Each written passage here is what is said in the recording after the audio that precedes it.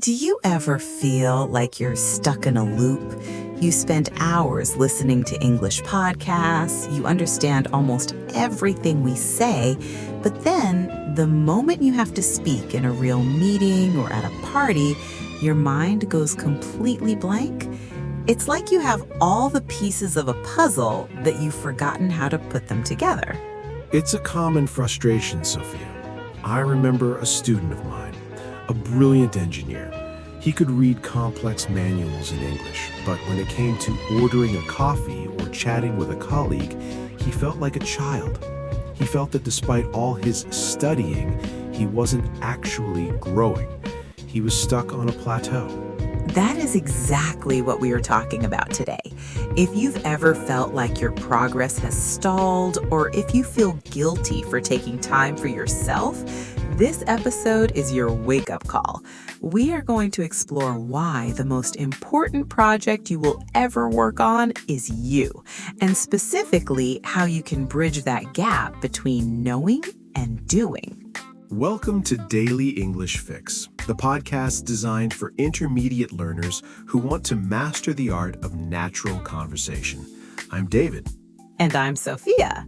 Here at Daily English Fix, we speak a bit more slowly and clearly than a typical fast-paced movie, but we use the real, everyday English you'll actually hear in London, New York, or Sydney. Today, we are using the shadowing technique. This means we want you to listen to our sentences and repeat them immediately after us, mimicking our tone, our rhythm, and our emotion. It's the fastest way to build muscle memory in your jaw and tongue. So if you're ready to invest in your English and your future, please hit that like button and subscribe. It helps our community grow and it keeps you committed to your learning journey. Now, David, shall we get the ball rolling?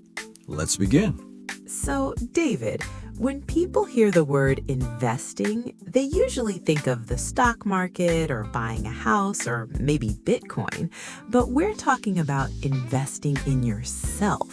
To some people, that sounds a bit selfish or maybe just vague. How do you define it? It's an interesting point. I think society teaches us to invest in things. We buy a car because it gets us from A to B. We buy a house for security.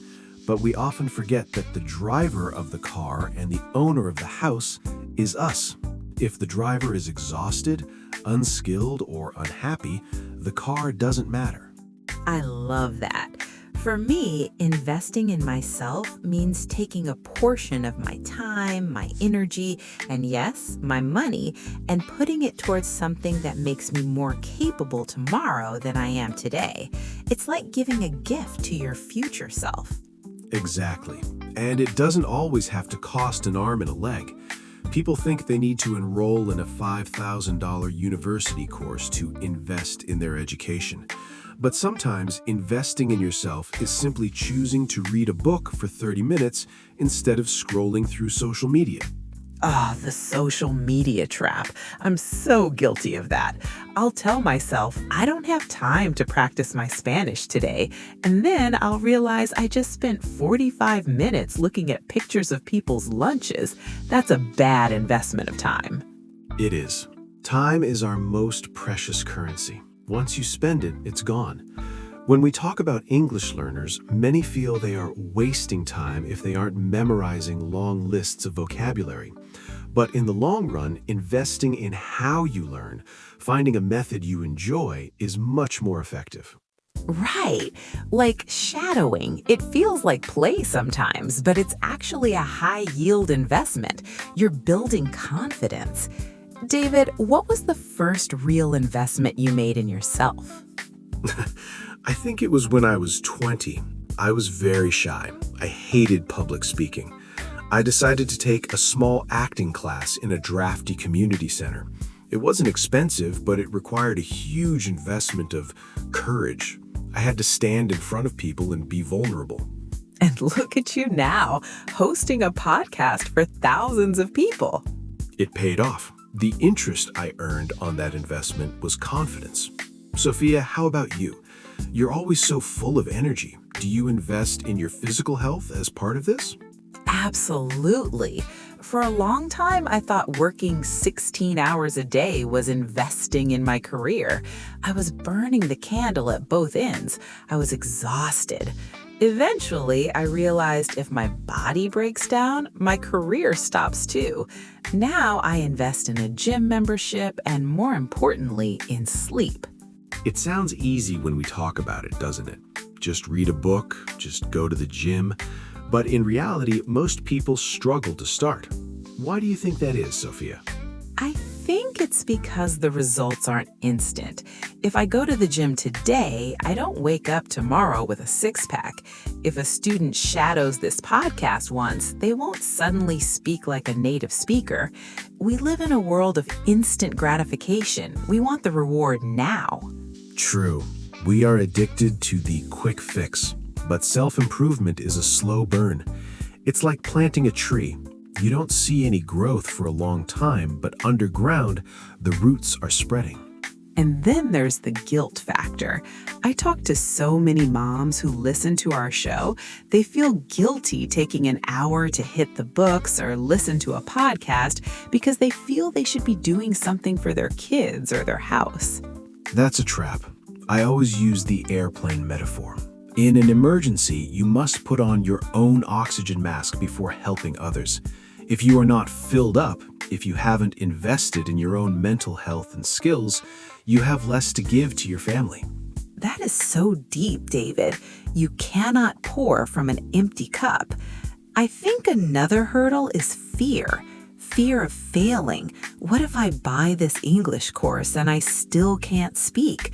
What if I try to start a business and I lose money? Fear is just the brain's way of trying to keep us safe in the known. But the known is often a prison. To grow, you have to be willing to be a beginner. You have to be okay with sounding a bit silly when you practice English. You have to be okay with making mistakes. I always tell my students, don't cut corners. There are no shortcuts to fluency. You have to do the work. But the work can be beautiful if you change your perspective. Instead of, I have to study, try, I get to grow. I like that. It's a shift in mindset. Many people try to bite off more than they can chew. They say, starting Monday, I will study English for 4 hours, go to the gym, and eat only salad. By Wednesday, they have given up. That's me every January 1st. Small, consistent investments are better. 10 minutes of shadowing every day is better than 5 hours once a month. It's the consistency that builds the wealth of skill. Let's go a bit deeper, David. Beyond skills and health, let's talk about the soul, investing in your inner world. You're getting philosophical on me, David, but I'm here for it. What do you mean by the inner world? Well, we can have all the skills in the world. We can speak 5 languages and have $1 million. But if we haven't invested in our emotional intelligence or our ability to be present, are we actually wealthy? Wow, that hits home. I think for many of us, especially in this digital age, we're constantly looking outwards. We're comparing ourselves to people on Instagram. We feel behind. Investing in yourself often means turning inwards to find out who you actually are. Exactly. I spent years trying to be the person I thought society wanted me to be. I wanted the important job, the impressive title, but I was miserable. I had to invest time in therapy and meditation to realize that my value wasn't tied to my productivity. That must have been a hard lesson. It's scary to realize you've been building a life that doesn't fit you. It was, but it was the best investment I ever made. It allowed me to find peace. Now, when I speak, I'm not trying to impress, I'm trying to connect. And for our listeners, this is vital. If you learn English just to look smart, you'll always be nervous. But if you learn English to connect with others, the fear disappears. That is a huge aha moment. The intention behind the investment changes the result. If I invest in myself because I love myself and want to grow, It feels like an adventure. If I do it because I feel not good enough, it feels like a chore. Precisely. We should invest in ourselves because we are worth it, not because we are trying to become worth it. You are already enough, Sophia. This podcast, these lessons, they are just tools to help you express that enoughness to the world. That's really beautiful, David. I think a lot of people need to hear that today. Maybe they feel like they're failing because they haven't reached their goals yet. But the fact that they are here, listening, trying, that is the investment. It truly is. It's about the journey, not the destination. Sophia, let's talk about pivoting. Sometimes we invest in one direction and then we realize it's not for us. Is that a waste of an investment? Never. No knowledge is ever wasted. I studied architecture for 2 years before realizing I wanted to teach and write. At first, I felt I had wasted 2 years, but then I realized architecture taught me about structure, about design, and about how people move through spaces. I use those concepts every day when I structure a lesson or write a script. I totally agree. I worked in hospitality for years before getting into education and media. I learned how to read people's emotions and how to handle stress. Those soft skills are the best of both worlds. They help me in my personal life and my professional life. It's about being a lifelong learner. The world is changing so fast. If you stop investing in your ability to learn, you become obsolete. That's a bit scary, but also exciting. It means we can always reinvent ourselves. I have a friend who started learning English at 55, and now she's traveling the world. She says she feels younger now than she did at 30. Because her mind is active. She's curious. Curiosity is the fuel for self-investment. So, for our listeners who are maybe feeling a bit discouraged, maybe they've been studying for a long time and don't feel fluent yet, what would you say to them? I would say, keep your chin up. You are doing something incredibly difficult. Learning a language is one of the most complex tasks a human brain can perform. You aren't just learning words, you're learning a new way to see the world. Every minute you spend with us is a deposit into your future. And don't compare your Chapter 1 to someone else's Chapter 20. We all have our own pace. Some days you'll feel like a genius, and some days you'll feel like you've forgotten everything. That's normal. It's the ebbs and flows of growth. Just stay in the game. Don't quit. Because the only way to lose an investment in yourself is to stop making it. Wow, that was a powerful conversation, David. I feel inspired. But before we go, we need to make sure our listeners have some takeaway language. We used some great idioms today.